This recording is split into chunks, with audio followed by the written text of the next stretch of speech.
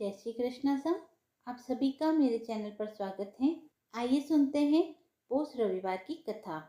मल मास में सभी शुभ कार्य वर्जित होते हैं, परंतु इस समय में अपने इष्ट देव की आराधना व दान पुण्य करने का विशेष महत्व होता है। इस मास में किए गए दान पुण्य अधिक फल प्रदान करते हैं। पौष मास के रविवार का व्रत भगवान सूर्य को आसानी से प्रसन्न करने के लिए किया जाता है। भगवान सूर्य पुष्प आदि के द्वारा पूजन करने से आसानी से प्रसन्न हो जाते हैं और उत्तम फल प्रदान करते हैं। यदि इस रविवार को व्रत करने वाला भगवान सूर्य नारायण की आराधना में तत्पर रहे तो संतान आज्ञाकारी होती है तथा माता पिता से अधिक स्नेह करती है और संतान का तेज सूर्य के समान बढ़ता जाता है। प्रभाव, मान सम्मान, समाज में प्रतिष्ठा मिलती है। पौष रविवार व्रत विधि। पौष रविवार के दिन अरुणा भोजन करें, सूर्य भगवान की आराधना करें। दिन में 3 समय सूर्य को अर्घ्य प्रदान करें। इस दिन छाछ न खाएं। महिलाओं को सिर नहीं धोना चाहिए, नीले वस्त्र नहीं पहनने चाहिए वह पूजा करने के पश्चात कथा सुननी चाहिए। एक साहूकार था, उसके कोई संतान नहीं थी।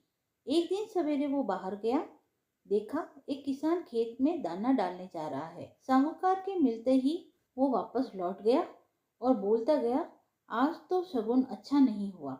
किसान की बात साहूकार ने सुन ली, उसका मुंह उतर गया। उदास मन से जब घर गया तो उसकी पत्नी ने उदासी का कारण पूछा। आज क्या बात है? साहूकार ने सारी बात बतलाई तो पत्नी बोली, आज चिड़िया आई तो वे भी बोली, बच्चे नहीं, यहाँ तो दाना कहाँ से मिलेगा, कहकर उड़ गई। साहूकार को क्रोध आया। उसी दिन से सूरज भगवान की आराधना करने लगा। 12 वर्ष बीत गए। राणा देव जी ने सूर्य भगवान से कहा, यह इतने मन से आपकी आराधना करता है, इसकी पुकार सुन लीजिए। सूर्य भगवान ने उसके सामने प्रकट होकर कहा, तेरे भाग्य में संतान नहीं है, पर मेरे आशीर्वाद से तुझे एक कन्या होगी। 9वें महीने में साहूकार के घर में एक कन्या ने जन्म लिया। कन्या जब हंसती तो उसके मुख से हीरे मोती गिरते। मालिश वाली आती और हीरे मोती ले जाती। 1 माह बाद मालिश वाली का आना बंद कर दिया गया तो उसकी माँ को हीरे मोती मिलने लगे। उनके घर में बहुत धन दौलत हो गई। उसके पिता ने सोचा, लड़की बड़ी हो गई है, उसकी शादी कर देते हैं। उसकी माँ ने कहा, मेरे उठते ही इसका मुंह देखने का नियम है, क्यों नहीं हम घर जमाई रख लेते हैं। एक गरीब लड़का ढूंढा और उससे अपनी लड़की की शादी कर दी। शादी के बाद रोज सुबह उसकी माँ उसको उठाने जाती तो लड़के को बुरा लगता, तो लड़की ने प्यार से समझा दिया कि माँ के मेरा मुंह देखने का नियम है। एक दिन जवाई ने लड़की को उठा दिया और देखा हीरे मोती उसके मुंह से गिर रहे हैं। उसने उठा लिए। लड़की की माँ आई तो समझ गई कि जवाई को पता चल गया है। उसके मन में लालच ने घर कर लिया था। उसने अपने जवाई को मारने के लिए एक आदमी भेज दिया। आदमी ने जवाई को मार दिया और उसका सिर ससुर को लाकर दे दिया। राणा देव जी और सूर्य भगवान ने सोचा, मेरी दी हुई लड़की के पति को मार दिया, इसकी रक्षा करनी चाहिए। सूर्य भगवान ब्राह्मण का रूप धारण कर आए और भिक्षा में जवाई का सिर ले गए। अंग जोड़कर अमृत का छींटा दिया और उस लड़की का पति जीवित हो गया। लड़की के पौष रविवार का व्रत करने का नियम था। वह पूजा कर कहानी सुन भोजन करने के लिए पति का इंतजार कर रही थी। उसका पति आया तो उसने पूछा, आपको पता नहीं है क्या, दिन अस्त होने पर है, खाना नहीं खा सकती, अगले दिन खाना पड़ता है। उसके पति ने उसको सारी बात बतलाई। बेटी बोली, अब हम यहाँ नहीं रहेंगे। सास ने बहुत पश्चाताप किया, पर बेटी अपने पति के साथ ससुराल में सुख पूर्वक रहने लगी। उसके घर में सुख समृद्धि हो गई। उसने अपने परिवार, पुत्र पौत्र के साथ जीवन यापन कर अंत में सूर्य लोक में स्थान प्राप्त किया। हे सूर्यदेव, जैसी बेटी पर कृपा करी वैसी सब पर करना। बोले सूर्य भगवान की जय। आइए सुनते हैं रविवार की व्रत कथा। किसी गांव में एक बुढ़िया रहा करती थी। रविवार के दिन गाय के गोबर से अपने घर को लीपना उस बुढ़िया का नियम था। वह बुढ़िया रविवार को दिन भर निराहार व्रत रखकर शाम को अन्न निमित्त खाद्य तथा फल भगवान सूर्य देव को अर्पित करती तथा उस प्रसाद को सूर्य अस्त होने से पहले ही ग्रहण कर लेती। कृत्य के फलस्वरूप थोड़े ही दिनों में बुढ़िया का घर धन धान्य से परिपूर्ण हो गया। उस बुढ़िया की आर्थिक दशा में प्रगति देखकर उसकी एक पड़ोसन उससे डाह बढ़ने लगी। उसकी पड़ोसन अपने मन में सोचने लगी कि मेरी गाय के गोबर से अपने घर को लीपने पोतने के कारण ही बुढ़िया समृद्धिशाली हुई है। अब उसकी पड़ोसन अपनी गाय का गोबर बुढ़िया को नहीं देना चाहती थी, इसीलिए वह अपनी गाय को घर के भीतर ही बांधने लगी। अगले रविवार के दिन अपना घर लीपने के लिए बुढ़िया गोबर न पा सकी, इसीलिए बड़ी असुविधा हुई। अपने नियम में बाधा पड़ने के कारण वह बुढ़िया बड़ी उदास हो गई। मानसिक चिंता के कारण बुढ़िया उस दिन भगवान सूर्यदेव को कुछ भी अर्पित न कर सकी और न तो स्वयं ही प्रसाद रूप में कुछ ग्रहण किया। शाम को वह भूखी प्यासी चिंतातुर अवस्था में ही सो गई। रात्रि में भगवान सूर्य नारायण ने उस बुढ़िया को स्वप्न में दर्शन देकर उसके दुख का कारण पूछा। बुढ़िया ने दुखी होकर कहा कि आज गोबर न मिलने के कारण मैं नियमानुसार आपका पूजन न कर सकी। मेरा नियम भंग हो गया। इसी बात से मैं अत्यंत दुखी हूँ। बुढ़िया की बातों से दयाद्र होकर सूर्य भगवान ने कहा कि मैं तुम्हें एक गाय देता हूँ जिससे तुम्हारी इच्छा पूर्ण होगी। मैं तुम्हारे व्रत पालन की निष्ठा से अत्यंत प्रसन्न होकर तुम्हें वरदान देना चाहता हूँ, अर्थात अब से सदैव तुम्हारा घर धन पुत्र आदि से संपन्न रहेगा। इतना कहकर भगवान सूर्यदेव अंतर्निहित हो गए। सुबह उठने पर बुढ़िया ने अपने आंगन में एक बछड़े वाली गाय को देखा। रात्रि में देखे हुए स्वप्न की बात बुढ़िया को याद आने लगी। बुढ़िया ने गाय को घर से बाहर बांधकर उसके चारे की व्यवस्था की। बुढ़िया के दरवाजे पर बंधी हुई गाय को देखकर उसकी ईर्ष्यालु पड़ोसन के आश्चर्य की सीमा न रही। उस गाय के स्वर्णिम गोबर के परित्याग से उसकी पड़ोसन विस्मित रह गई। उसकी पड़ोसन ने उस स्वर्णिम गोबर के स्थान पर अपनी गाय का स्वाभाविक गोबर रखकर उसे उठा लिया, परंतु बुढ़िया उसके इस कपटाचरण का भेद न जान सकी। बुढ़िया की इस अज्ञानता पर भगवान सूर्यदेव ने विचार किया कि मेरी गाय से इस बुढ़िया का उपकार नहीं हो रहा है, इसीलिए भगवान ने अपनी माया से भयंकर झंझावात उत्पन्न कर दिया, जिसके फलस्वरूप बड़े बड़े विशाल वृक्ष भी टूट टूट कर भूमि पर गिरने लगे। इस विनाशकारी दृश्य को देखकर बुढ़िया ने अपनी गाय को घर के भीतर बांध दिया। प्रातःकाल उस गाय से बुढ़िया को स्वर्णिम गोबर प्राप्त हुआ।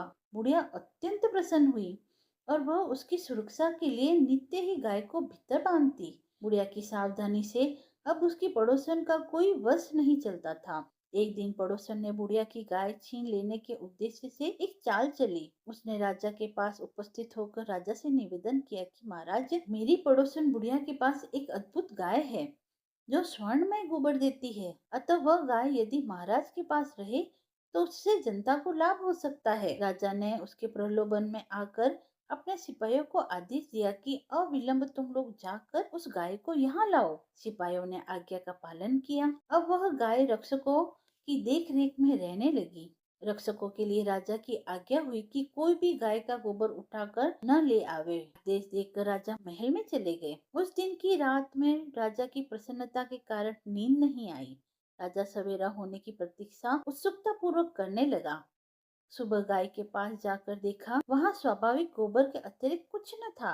राजा की क्रोधाग्नि भड़क उठी। उसने बुढ़िया को महल में बुलवाया। राजा ने उस बुढ़िया से पूछा, क्या तुम्हारी गाय सोने का गोबर देती है? इस बात की सूचना पर मैंने तुम्हारी गाय मंगवाई थी, फिर क्या कारण है कि गाय स्वर्ण में गोबर न दे सकी? बुढ़िया ने उत्तर दिया, महाराज, गाय के गोबर से घर लीपना मेरा नित्य कर्म है। मैं दिन भर व्रत रखकर सायंकाल भगवान सूर्य को नैवेद्य अर्पित कर उसी प्रसाद को ग्रहण करती हूँ। मेरे पास जब अपनी गाय न थी तो मैं पड़ोसन की गाय के गोबर से घर लीपती थी। देव योग से गोबर के अभाव में मैं एक दिन अपने नियम का पालन न कर सकी। उसी दिन मैं रात्रि में भूखी ही सो गई। रात्रि में भगवान मुझे यह गाय प्रदान की। मेरी ईर्ष्यालु पड़ोसन ने आपको सूचना देकर मेरी गाय मुझसे छिनवा ली। गाय के संबंध में मैं इतना ही जानती हूँ।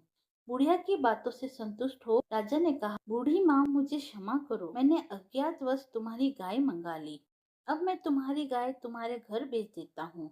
इस कार्य के निमित्त तुम्हारी पड़ोसन अपराधी है और उसे इसका दंड मिलना चाहिए। अपनी गाय वापस पाकर बुढ़िया प्रसन्न हो अपने घर चली आई। इसके बाद राजा ने उसकी अपराधीन पड़ोसी को बुलवाकर उसे उचित दंड दिया। उस दिन से राजा ने अपने नगर में घोषणा करा दी कि रविवार के दिन सभी नगरवासी दिन भर व्रत रखकर सूर्य देव का पूजन करें। राजा स्वयं भी रविवार व्रत के नियम का पालन करने लगा। व्रत के प्रभाव से राजा दिग्विजय करता हुआ अपने राज्य का विस्तार करने लगा।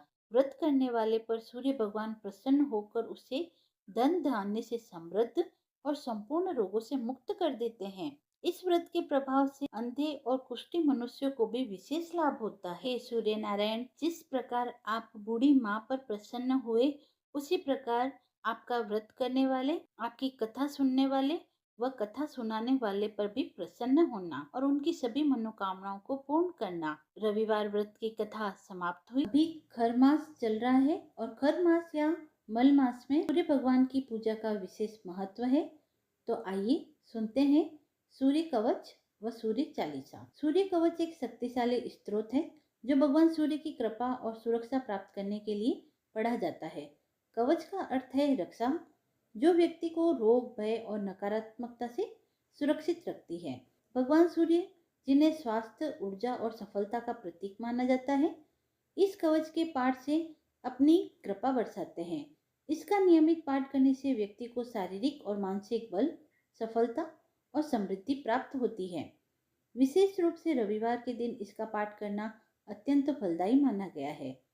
सूर्य कवच शरीर को आरोग्य देने वाला है और संपूर्ण दिव्य सौभाग्यों को देने वाला है।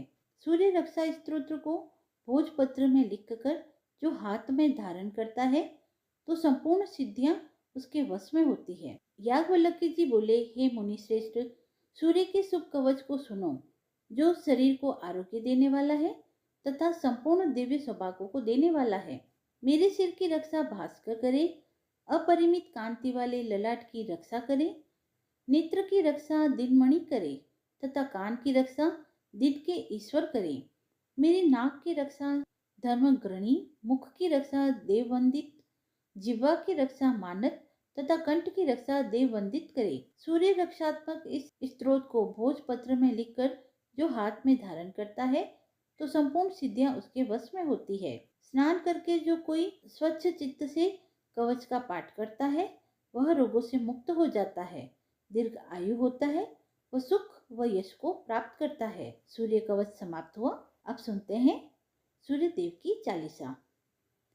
कनक बदन कुंडल मकर मुक्ता माला अंग, पद्मासन स्थित ध्याये शंख चक्र के संग।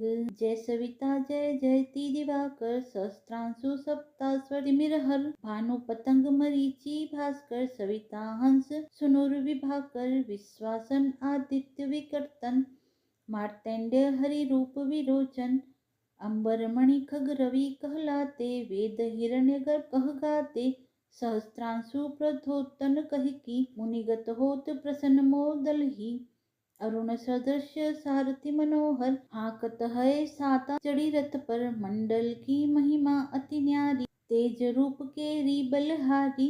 उच्च श्रवा सदृश है ज्योति, देखी पुरंदर लज्जित होते। मित्र मरीचि भानु अरुण भास्कर, सविता सूर्य अर्क खग कलिकर। पूषा रवि आदित्य नाम ले, हिरण गर्भाय नमः कही के। द्वादश नाम प्रेम सो गावे, मत्सक बार बार नवावे। चार पदार्थ जन सो पावे, दुख दरिद्र अघ पुंज नसावे। नमस्कार को चमत्कार यह, विधि हरिहर को कृपा सार यह। सेवे भानु तुम्ही मन लाई, अष्ट सिद्धि नव निधि तेहि पाई। 12 नाम उच्चारण करते, सहस जन्म के पातक टरते। उपाख्यान जो करते तव जन, रिपुसो जम लहते सोते ही छन। जन सुत जुत परिवार बढ़तु है, प्रबल मोह को फंद कटतु है। अर्क शीस को रक्षा करते, रवि ललाट पर नित्य विहरते। सूर्य नेत्र पर नित्य विराजत, कर्ण देश पर दिनकर छाजत। भानु नासिका वास करहु नीत, भास्कर करत सदा मुख को हित। ओठे रहे पर्जन्य हमारे, रसना भी तीक्ष्ण बस प्यारे। कंठ सुवर्ण रेत की शोभा, तिगम तेजस कांधे लोभा। उषाम बाहु मित्र पीठहि पर, त्वष्टा वरुण रहत सुउष्ण कर। युगल हाथ पर रक्षा कारण, पानुमान उर सरम सु उदड़चन। बसत नाभि आदित्य मनोहर, कटिमह रहत मन मुद भर जंघा घोपति सविता बासा गुप्त दिवाकर करत हुलासा विवस्वान पद की रखवारी 12 बसते नित तमहारी सहस्त्रांशु सर्वांग समहारे रक्षा कवच विचित्र विचार अस जो जन अपने मन माही भय जग बीच करहु तेहि नाही दद्रु कुष्ठ देहि कबहु न व्यापे जो जन या को मन मह जापे अंधकार जग का जो हरता नव प्रकाश से आनंद भरता ग्रह जन ग्रसी न मिटावत जाहि कोटि बार में प्रणवो ताहि मंद सदृश सुत जग में जाके धर्मराज सम अद्भुत बाके धन्य धन्य तुम दिन मनि देवा किया करत सुर मुनि नर सेवा भक्ति भाव युत पूर्ण नियम सो दूर हटत सो भव के भ्रम सो परम धन्य सो नर तन धारी है प्रसन्न जेहि पर तमहारी अरुण मागम हम सूर्य फागुन मधु वेदांग नाम रवि उदयन भानु उदय वैशाख गिनावे ज्येष्ठ इंद्र आषाढ़ रवि गावे यम भादो अश्विन हिम रेता कार्तिक होत दिवाकर नेता अगहन भिन्न विष्णु है पुरुष ही पुरुष नाम रवि है मल मास ही भानु चालीसा प्रेम युक्त गावी जे नर नित्य सुख संपत्ति लहि विधि होए सदा कृतकृत्य। सूर्य चालीसा समाप्त हुई। यदि आपको कथा पसंद आई हो तो आप मेरे चैनल को लाइक शेयर एंड सब्सक्राइब करें। धन्यवाद।